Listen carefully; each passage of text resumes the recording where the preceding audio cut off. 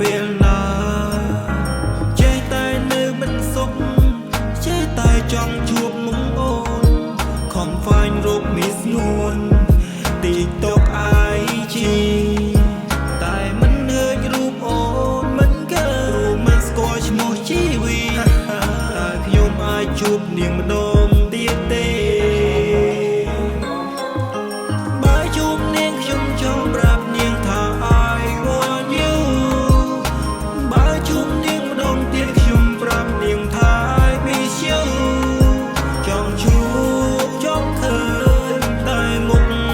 យូរតែអូនដឹងកាយទេអារម្មណ៍បងហាក់ប្លែកចម្លែកខុសធម្មតាតាំងពីជួបកូននៅថានៅហាងមួយកន្លែងមកផ្ទះវិញចេះតែគេយល់សពម្នាក់ឯង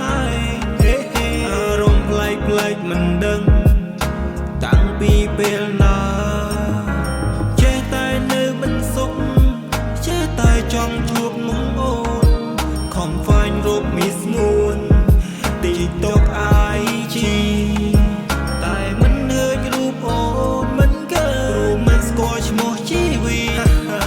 ខ្ញុំអាចជួបនាងម្ដង